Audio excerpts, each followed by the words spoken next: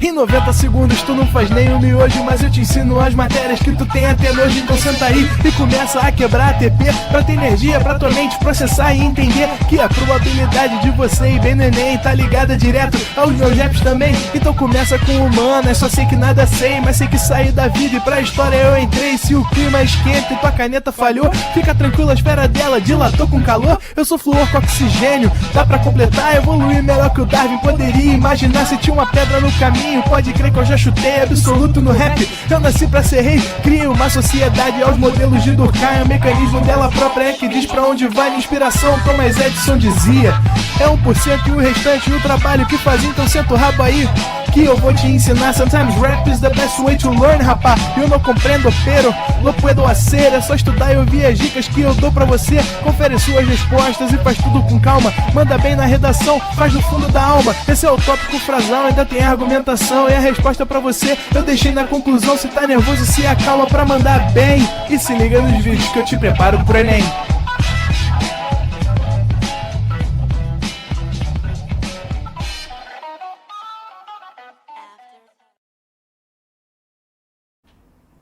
Estamos ao vivo, estamos online, Leandrinho. É isso aí, meu diretor. Muito boa tarde, galera. Sejam todos bem-vindos a mais uma aula de Geografia da nossa semaninha de revisão. Para quem não me conhece, eu me chamo Leandro Almeida, sextou. E sextou com uma sexta-feira diferente, né? Porque parece que o jogo virou. Parece que os vascaínos estão em polvorosa. Só se fala no baile da Barreira. A Barreira vai virar... O adulto Couto chegou, prometeu, veio, trouxe junto consigo seus parças e, ao que tudo indica, ninguém para o trem-bala da colina. Já o Mengão, por outro lado, fez um papelão no Maracanã ontem, mas tudo bem, porque enquanto um mengudo chora, um torcedor do Lion está sorrindo. E é isso, vamos lá para a nossa aula de hoje, em que falaremos sobre geopolítica, sobre conflito, sobre globalização. Muito boa tarde para quem está aí no chat, para quem está na plataforma. Boa tarde para Lorena, para Maria Vitória. Muito boa tarde para quem mais aí na plataforma, diretor. Deixa eu dar uma olhadinha ali. Ali da Lorena. Temos a Samila, temos a Rayane, o Júlio César, a Larissa. Muito boa tarde para todos vocês. Para o pessoal que está aí no chat se manifestando, a Lúcia, a Ivonete, o Wilson Goiano, que tá debochando do Vasco, dizendo, o Vasco ainda existe, o Vascão da Gama tá aí, ó, firme e forte como nunca, 3 vitórias consecutivas. Faz tempo que eu não lembrava. É verdade, 3 consecutivas é uma coisa rara, né? Rumo a Libertadores da América, ninguém para o trem-bala da colina. Mas vamos embora, falar de uma questãozinha aqui da Unesp, que traz uma manchete, ou melhor, algumas manchetes, que dizem o seguinte: com o premiado filme Parasita, Coreia do Sul espalha seu soft power pelo mundo. Da banda de música pop BTS ao filme Parasita, entenda como a Coreia do Sul aplica o soft power. Outra reportagem de outro veículo de comunicação de outro momento. Uma de 2019, outra de 22, outra de 21. Da série Round 6 ao estilo musical K-pop, cultura sul-coreana é novo vetor do soft power de Seul. Lembra do que se trata o soft power? A geopolítica pode ser feita de várias maneiras, e há 2 estratégias principais, o hard e o soft power. O soft power consiste em estratégias diplomáticas sutis e suaves, dentre as quais inclui-se a negociação entre líderes, os investimentos econômicos, as parcerias comerciais e a tentativa de promover uma influência cultural expandindo a sua cultura em relação à dos outros. Já o poder duro, hard power, envolve fundamentalmente a ação militar, o investimento em armas, em exército, forças armadas, para intimidar os adversários na base do medo, na base do poderio bélico. Ok? O soft power citado nas manchetes corresponde a quê? Letra A. Alienação de consumidores quanto à origem de seus produtos, ou seja, o desconhecimento sobre a atual divisão internacional do trabalho. Não.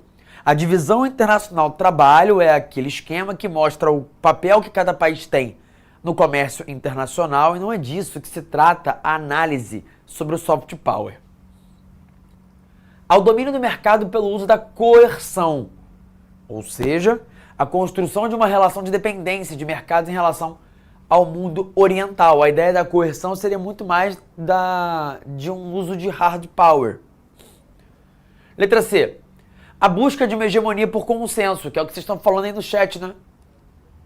A utilização da indústria cultural para se fazer presente em diversos países, como os americanos fazem há tanto tempo, levando seus filmes, sua cultura, suas formas de fazer política, seus valores, seu modo de pensar, de se vestir, de agir, para tudo que é lugar do mundo, o que faz com que as pessoas absorvam aquele discurso e entendam que aqueles são os valores corretos. É disso que se trata, fazer soft power. Os americanos também fazem, por meio da indústria cultural. E agora, os sul-coreanos tentam fazer o mesmo. Por isso, resposta, letra C. A letra D fala de combate à xenofobia. A letra E, ao retorno da velha ordem mundial, nada com nada. Vamos lembrar disso aqui numa outra questão. Do que se trata, ou do que se tratou essa velha ordem mundial? Da ideia de que o mundo era, entre 1945 e 91, um mundo bipolar, cujo poder estava dividido na mão de duas grandes potências, os Estados Unidos e a União Soviética. A velha ordem mundial foi, portanto, a ordem mundial da Guerra Fria. Bora para a próxima. Questão 2. Tudo questão fresquinha, tá? Ah, não tem nenhuma do Enem. Por que a gente está usando questão do Enem o tempo todo em outras aulas? Então eu quis trazer outras questões aqui, cujos temas são cobrados no Enem. Todas questões muito recentes, tá? 2024, 2023, e que vão ajudar nessa revisão que a gente está fazendo. O início da década de 90 marcou o começo da chamada Nova Ordem Mundial, em que fluxos de mercadorias, serviços, capitais se tornaram ainda mais intensos com a integração de países que eram socialistas ao mercado internacional. O processo de aprofundamento da integração econômica, social e cultural e da comunicação entre os países é chamado de globalização. Esse processo teve como marco histórico o quê? Lembremos de uma coisa. Deixa eu dar um gole no meu café aqui. Antes que ele esfrie. A velha ordem mundial foi o período geopolítico da Guerra Fria que terminou entre o final dos anos 80 e o começo dos anos 90. Dá para dizer que o limite máximo aí da Guerra Fria foi 91, o ano em que a União Soviética acabou. Mas teve outros marcos antes. Teve a queda do Muro de Berlim em 89, a reunificação alemã em 90, e aí todo aquele período de bipolaridade, de corrida espacial, corrida armamentista, do equilíbrio pela intimidação, da coexistência pacífica, da destruição mútua assegurada, marcado também pelo Plano Marshall, pela Cortina de Ferro. Tudo isso ficou para trás. E começou uma nova ordem mundial. Uma nova ordem mundial marcada pelo domínio hegemônico dos Estados Unidos sobre o restante do mundo, do ponto de vista político e militar. Um novo mundo iniciado nos anos 90, marcado pela ampliação brutal do comércio, pela formação de blocos econômicos novos, como o Mercosul, o NAFTA, a consolidação e o aprofundamento de outros que já existiam, como a União Europeia, que passou a ficar ainda mais integrada e a ter ainda mais membros. Um mundo marcado pela ampliação de fluxos, ou seja, pela globalização. E, portanto, dá para dizer que o marco histórico que deu início a essa nova ordem mundial e a um aprofundamento da globalização é o que a gente lê na letra C, né? O fim da Guerra Fria. C de cachorro, segue o líder Fogudo, né? Agora o Fogudo tá nas cabeças. O Botafogo tem um histórico recente de gostar de vencer o primeiro turno dos campeonatos, né? O problema é o que acontece no segundo turno. Vamos ver como é que o Fogudo e suas estrelas solitárias se comportarão agora nesse ano de 2024. Mas enquanto não sabemos disso, leamos o resto aqui das alternativas. O Pacto de Varsóvia foi a aliança militar criada pelos soviéticos e seus aliados em 1955 como resposta à criação da OTAN, a Aliança Militar Ocidental do Atlântico Norte, criada em 1949. A imposição de sanções econômicas a Cuba que estão em vigor até hoje, num bloqueio econômico que estrangula a economia do pequeno país da América Central, foram criadas durante a Guerra Fria. E a verdade é que durante algum tempo não representaram um problema tão grave, porque a União Soviética, aliada dos cubanos naquele momento, lhes ajudou economicamente. Porém, da década de 90 para frente, quando a União Soviética deixou de existir, a economia cubana caiu num fosso do qual jamais conseguiu se recuperar adequadamente. O Protocolo de Kyoto é uma outra coisa. É um documento que foi assinado em 1997 para poder discutir a criação de metas pela primeira vez para reduzir a emissão de gases de estufa. Esse protocolo foi assinado numa conferência, a COP3, a Conferência das Partes 3. Ele foi o primeiro no qual os países se comprometeram com metas para poder reduzir a emissão de gases de estufa. Tá bom? A Raíssa tá ali, ó, não lembro do Pacto de Varsóvia. Então, Raíssa, acabei de falar aqui, né? Pode ser que você não tenha ouvido ou tenha tido um lag, um delay. O Pacto de Varsóvia foi esse acordo feito pelos países socialistas, liderados pela União Soviética, em que o combinado era uma proteção militar. O Pacto de Varsóvia criou uma aliança militar entre os países socialistas, tá bom? Bora lá. Próxima questão. Textão, né? Comece a ler aí, que eu vou tirar uma dúvida. A Rayane perguntou, professor, tenta explicar resumidamente sobre cada conceito importante que aparece. Mas então, Rayane, qual o conceito de qual assunto? Porque eu tô fazendo assim, ó. Tô dando uma olhada em todas as alternativas e falando para vocês sobre características de cada uma delas, como é que elas poderiam aparecer. Vou fazer isso para as próximas também, tá? Se tiver algum outro conceito... alguém ali que eu não consigo entender como é que tá escrito? VLPEBE. É a OTAN dos Comuna. É meio que isso aí, tá? É a OTAN dos Comuna. Vambora. Segundo Paulo Fagundes Vicentini, estamos na esteira de uma série de problemas estratégicos não equacionados desde o fim da Guerra Fria. Entre eles, como estabelecer relações internacionais mais estáveis.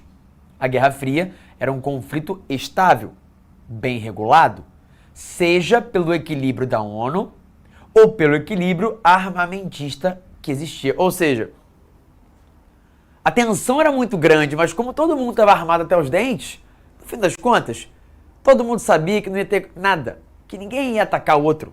Quem ia ser doido de começar a atirar sabendo que ia tomar um tecão na cara também? Não fazia sentido. Prosseguindo.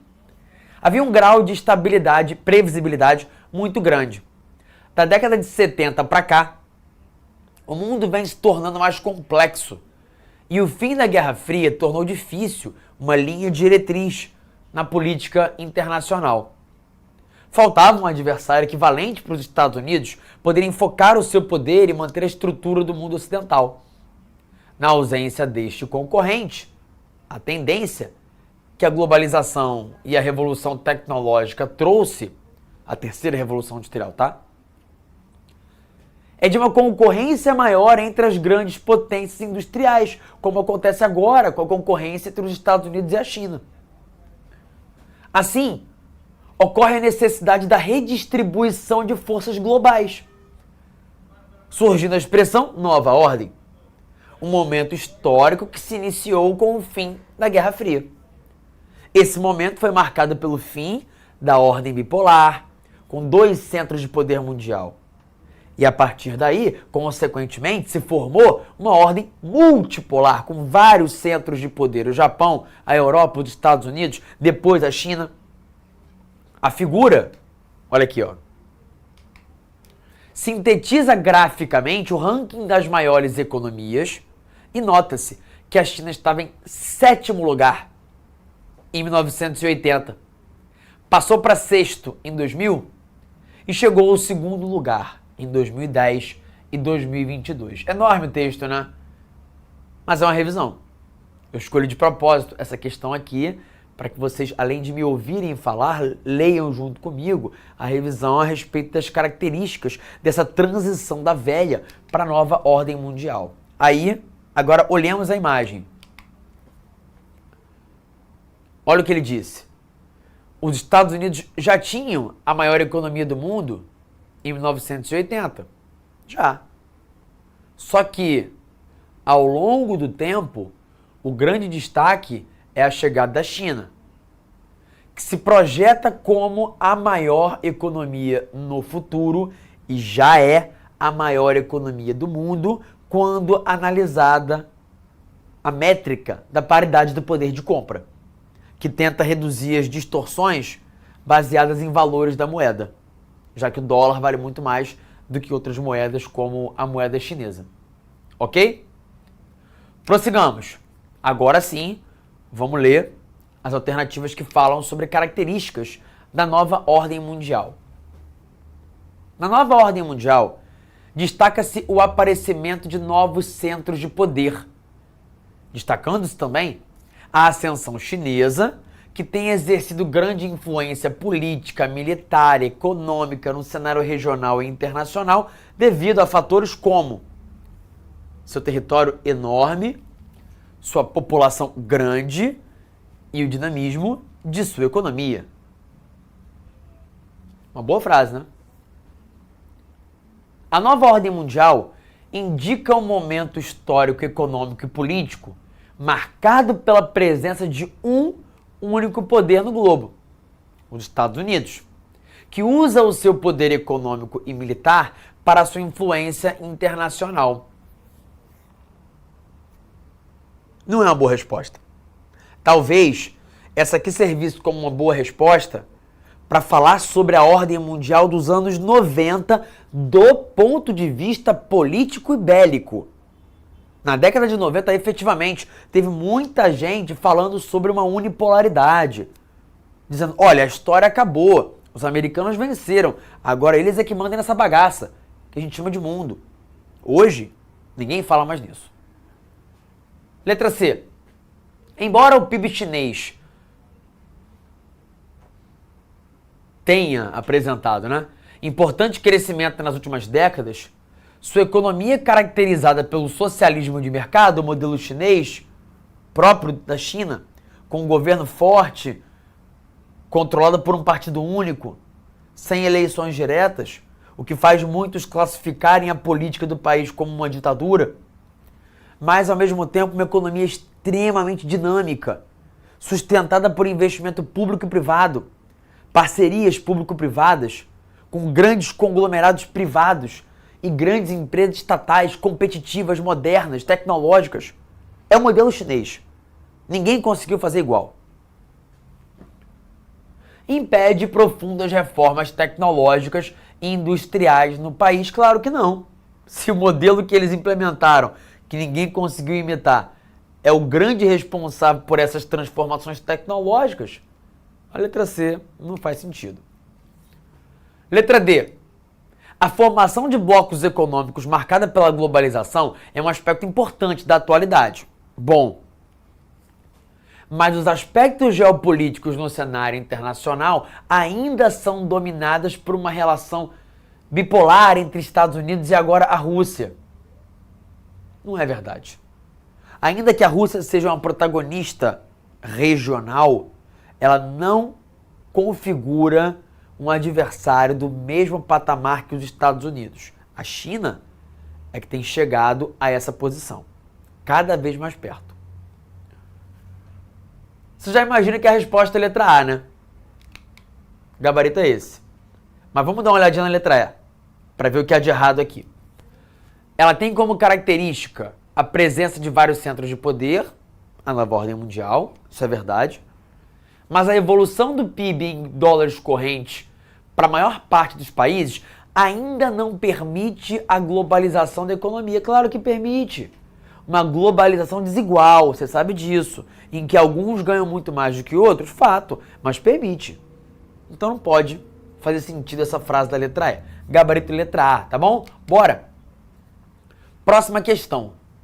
No dia 9 de novembro de 89, sob o fogo de imensas manifestações públicas na maioria das cidades do país, o regime comunista da Alemanha Oriental anunciou a abertura da fronteira interalemã de Berlim. A queda do muro, como ficou conhecido o evento histórico, assinalou simbolicamente o fim da Guerra Fria. Com o fim da Guerra Fria, o mundo tomaria outros rumos no cenário geopolítico, deixando de ser bipolar. Sobre a nova ordem mundial, pode-se afirmar o quê? Vai dando uma lida aí, que eu vou ver se tem alguma dúvida ali no chat. Ó, a Júlia Magalhães perguntou o seguinte: professor, em caso de ataque militar, a China tem poder de resposta à altura dos Estados Unidos? Não, ninguém tem. Ninguém, tá? Nenhum país tem poder militar para enfrentar os Estados Unidos de igual para igual. Mas é sempre bom lembrar que mesmo um país muito poderoso pode sofrer baixas se enfrentar um outro país muito poderoso. E é bom lembrar também que a China tem alianças cada vez mais estreitas com a Rússia, com a Coreia do Norte, o que poderia fomentar uma cooperação militar que daria bastante trabalho para os Estados Unidos. Tá bom? Então, a resposta é: ambos têm a mesma condição militar? Não. Mas mesmo assim, a China é uma potência militar. É o segundo país que mais investe em arma no mundo. Isso não é pouco, não. Mais uma dúvida ali? A Karen, ela quer saber, dá pra dizer que esses jogos do Tigrinho também fazem parte dessa globalização? Já que a maioria dos donos são chineses e antes a predominância era de cassinos americanos. Olha, você me trouxe uma informação que eu não sabia. Sei pouquíssimo sobre os jogos do Tigrinho, recebo spam dessa desgraça o tempo todo, mas me colocam em grupos disso o tempo todo, no Instagram, no WhatsApp, mas confesso que pouco procurei ler e saber a respeito. Tô sabendo agora por você que a maioria dos donos é de origem chinesa. Se sim, isso é um fato que comprova que essa globalização tem sido marcada por uma transição do poder do Ocidente para o Oriente e uma multipolarização política e econômica. Ainda que no caso do jogo do Tigrinho os donos não fossem chineses, basta ver o exemplo de redes sociais, porque hoje a maior de todas, em termos de alcance, é o TikTok, que é chinês e que superou muitas redes sociais americanas que são suas concorrentes, o que tem gerado um movimento nos Estados Unidos para pensar e tentar proibir o uso do TikTok lá nos Estados Unidos, o que mostra que de fato os americanos estão preocupados. Tá bom? Prossigamos. A Amanda Cristina falou que a resposta é letra A. Não sei se mais alguém já leu, já sabe a resposta. Senão eu vou ler junto com vocês aqui. Ó, letra A. Os países do antigo bloco soviético aderiram à aliança militar liderada pelos Estados Unidos. Entre 99 e 2009, ingressaram na organização países da OTAN, na OTAN, países como a Polônia, Hungria, Croácia, Eslováquia e Áustria. O Japão, mesmo no auge do poder econômico, era uma potência com limitações geopolíticas. Por isso, nas últimas décadas, investiu em forças armadas, mais especificamente em armas nucleares. Índia e Brasil são potências regionais, apesar de nenhum dos dois possuírem arsenal nuclear. Na visão de mundo unipolar, o poder geopolítico pertence aos países da União Europeia pela sua capacidade econômica e nuclear. O relativo enfraquecimento dos Estados Unidos, o fortalecimento econômico da China, a emergência do G20 e do grupo conhecido como BRICS fizeram com que a tese da unipolaridade fosse superada. E aí, gente? Vocês foram de A, foram de D, foram de E, essa A não sei não, fui de E, e a letra E é a resposta. Sabe por quê? A Croácia não fazia parte do bloco soviético. A Croácia era uma integrante da Iugoslávia, que era um país socialista independente. Não fazia parte da Aliança Soviética, ainda que fosse socialista. Então esse é um detalhe delicado que faz com que a letra A acabe não estando correta. Para quem marcou a letra D, o problema é falar de que nessa visão unipolar, a União Europeia seria a grande potência. Não. A visão de que o mundo é unipolar é uma visão de quem defende que os Estados Unidos seguem sendo a potência. Uma visão cada vez menos dominante. Alguém falou ali, né? Quem foi? O Cairo. Trollado pela Croácia. Sempre eles, né? Lá vem eles de novo. Galvão diria. A Índia tem arsenal nuclear, sim. E o Japão tem um dispositivo constitucional que o impede de fazer investimentos expressivos em forças armadas e tampouco é um país que tem armas nucleares. O Japão tem forças de autodefesa. Tá bom? Próxima, questão 5. O termo globalização começou a ser usado com mais frequência a partir dos anos 80, refletindo avanços tecnológicos como os processos de transmissão de dados e a capacidade ampliada de seu processamento, que facilitaram e tornaram mais rápidos os fluxos comerciais e financeiros. Aqui, eu sei que o Enem não usa isso, tá? Mas eu tenho um propósito por trazer essa questão. O que ele pede é a frase errada. Poxa, mas o Enem não cobra. É porque a aula aqui é de revisão. Então eu quero mostrar a vocês várias frases corretas sobre o processo de globalização que poderiam aparecer como gabarito na prova do Enem. Tá bom? Vamos ler e procurar a intrusa, a frase falsa. Os avanços tecnológicos contribuíram para acentuar a desigualdade ao privilegiar a demanda por trabalhadores mais qualificados, o que estimulou os fluxos migratórios de cérebros. Você já viu isso aqui nas aulas de migração. Como é que há incentivo por parte de países desenvolvidos a atrair essa migração de gente qualificada, porque é mais barato para eles. E é uma mão de obra que vai desenvolver tecnologia que lhes fará ganhar muito dinheiro. Letra B. O aumento da circulação de bens permitiu que os consumidores tivessem acesso a uma variedade maior de bens e serviços a um custo mais baixo, o que irá se refletir positivamente na qualidade de vida. De fato, quanto maior é a circulação de mercadorias, em tese, os preços tendem a diminuir e, com isso, mais gente pode adquirir produtos a um custo menor. A difusão de novas tecnologias de informação contribuiu para ampliar a distância digital. Boa parte dos indivíduos não tem condições para acompanhar os progressos tecnológicos ou mesmo participar de redes. Verdade. Tem um monte de gente no mundo atual hiperconectado que nunca usou a internet, que sequer sabe o que há para fazer com a internet ou o que é internet. Essa é uma contradição. É fruto da globalização perversa apontada pelo Milton Santos. Letra D. A globalização eliminou a pobreza ao promover o aumento de renda per capita em diversas regiões, o que permitiu diminuir ao mesmo tempo o distanciamento entre as faixas de renda e entre os países. Aí não, né? Aí complicou. Aí fica difícil procurar alguma coisa correta nessa frase. Por quê? É fato.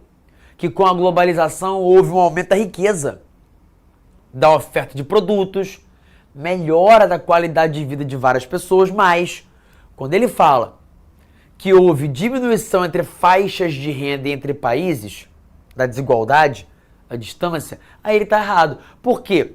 Uma das características desse processo contraditório que é a globalização é o aprofundamento da desigualdade. Porque alguns enriqueceram muito e outros se mantiveram no mesmo patamar ou até pioraram. Então a desigualdade cresceu. O Kiro falou, não entendi essa não. Gente, vocês perderam o começo da explicação, né? Essa frase pede para você indicar, essa questão pede para você indicar a alternativa errada. A frase errada, tá bom? A frase errada é o gabarito. É verdade que há incentivo à migração de cérebros. É verdade que com mais circulação de mercadorias, tem gente que pôde melhorar a qualidade de vida. É verdade que, por outro lado, tem gente que nunca acessou a internet. E que o comércio aumentou pela melhora dos transportes, pelo avanço das tecnologias. Tudo isso aqui é verdade. Agora, dizer que a desigualdade caiu, aí não. A desigualdade aumentou. Tá bom?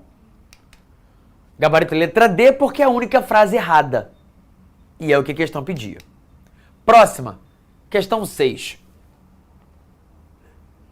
O ministro das Relações Exteriores do Brasil afirmou, durante reunião da OMC, que o país teme o avanço de políticas econômicas protecionistas no comércio internacional.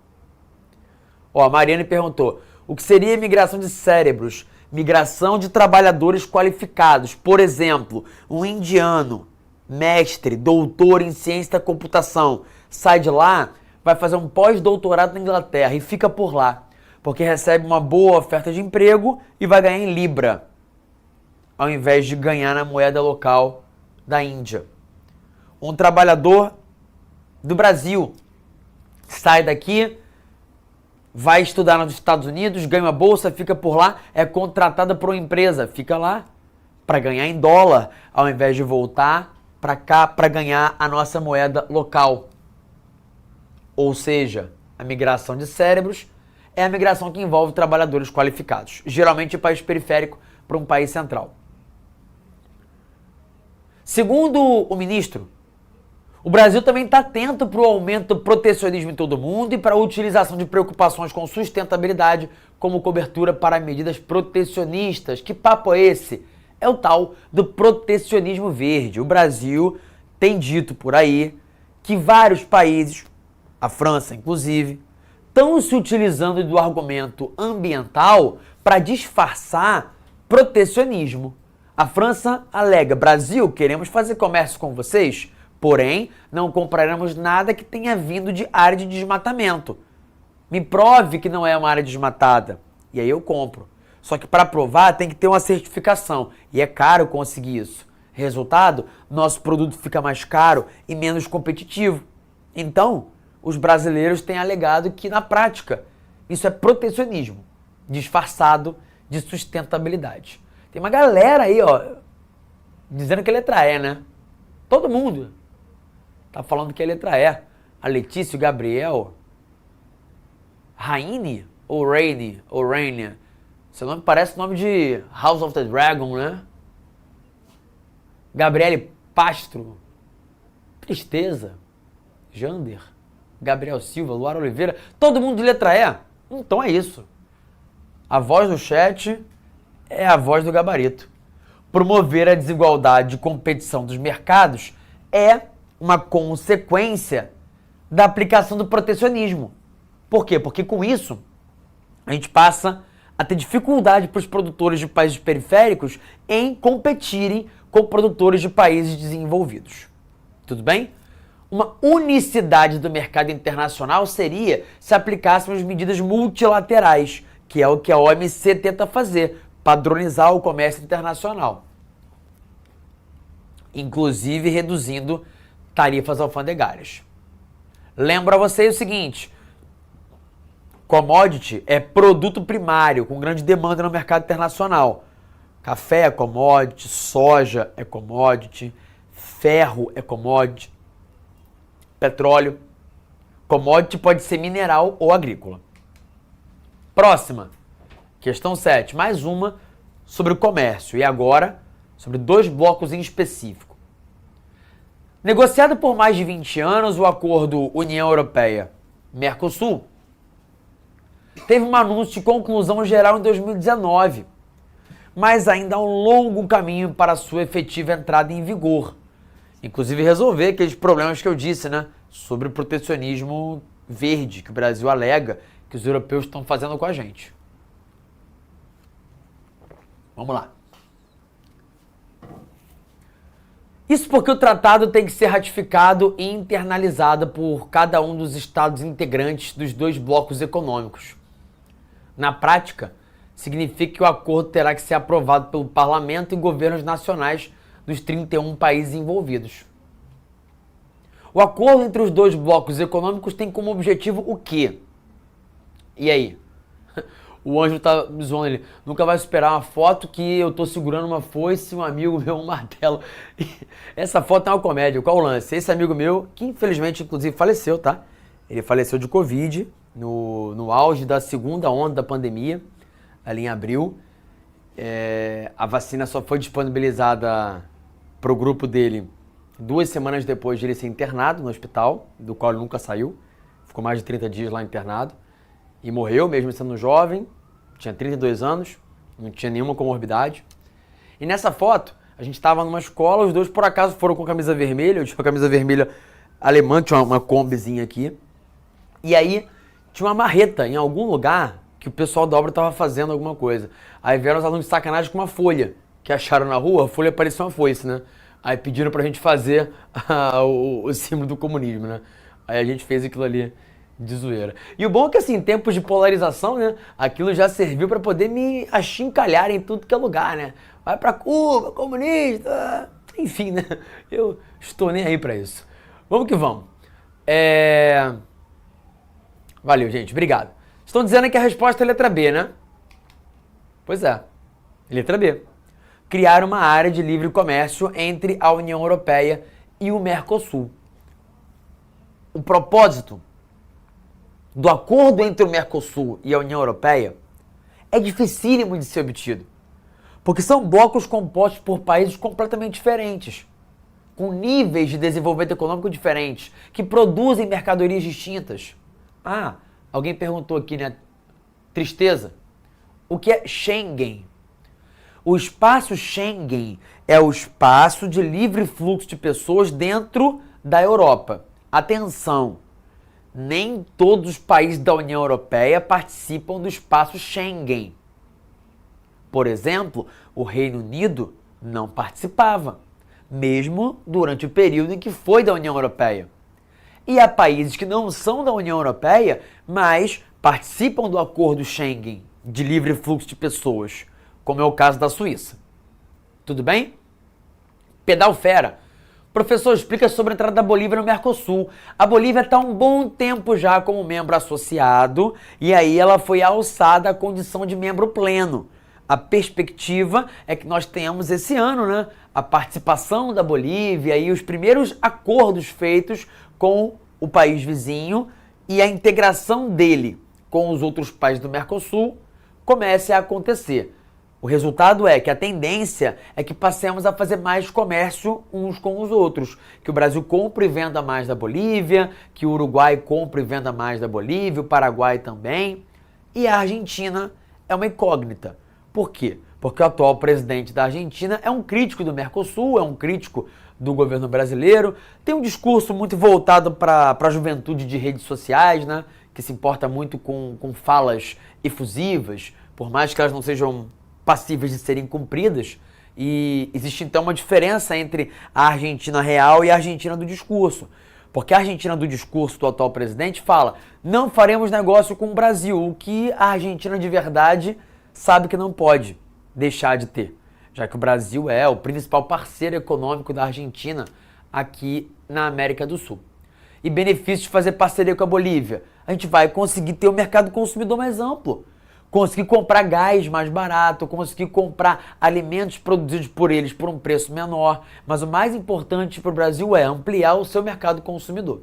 Tá bom? Próxima e última questão. Questão 8. É consenso que um Estado-nação é constituído por um corpo de cidadãos que se considera parte de uma mesma nação e que exerce soberania dentro dos limites de um território politicamente estabelecido e reconhecido. Todavia, esse conceito e essa definição em termos práticos não são uma total realidade para o povo palestino, pois apesar de oficialmente a Autoridade Nacional Palestina ser o ente estatal semi-autônomo que governa uma parte dos territórios palestinos, um pedaço da Cisjordânia, porque a faixa de Gaza é controlada pelo Hamas, ou era, até a intervenção de Israel recente, os conflitos territoriais com Israel são contínuos e frequentes. Mais um tem acontecido agora. Os marcos dessa disputa territorial histórica encontram respaldo em âmbito supranacional. A Emily perguntou ali, o que classifica um país fazer parte do espaço Schengen e outros não? Eles quererem. Tem país que nunca quis participar, porque não quer abrir suas fronteiras para que haja livre fluxo, quer continuar controlando quem entra e quem sai. O Reino Unido nunca quis deixar de ter o controle sobre quem entra e quem sai pelas suas fronteiras. Os outros países da Europa abriram mão disso. Entenderam que se tem alguém controlando na fronteira da Espanha, então eu que sou a França, não preciso controlar a fronteira Espanha-França. Porque já houve um controle anterior. A ideia desse espaço Schengen é facilitar o fluxo de turismo, o fluxo para trabalhadores mesmo, integrar economicamente os países. Só que quem não quer participar desse acordo alega que deixar as fronteiras sem um controle próprio acaba deixando o país em risco, permitindo um possível aumento da violência, de atos de terrorismo ou mesmo de imigrantes ilegais em excesso. Todo mundo aí tá lançando a braba, né? Letra A. Será que é isso? Vamos ver? Verdade. A maioria dos países da ONU reconhece a Palestina como um país independente. Inclusive aumentou o número de países que reconhecem a Palestina como um Estado independente. Por exemplo, a Irlanda fez isso agora há pouco. A Espanha. Até como uma reação à maneira como Israel está conduzindo, na visão da comunidade internacional, muito mal essa invasão aos territórios palestinos.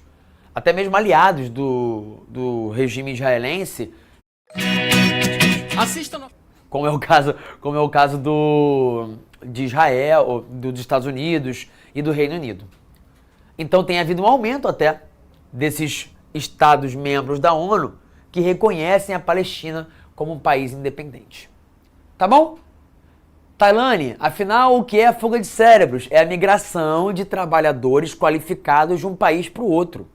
Exemplo principal, migração de indianos para os Estados Unidos ou para o Reino Unido.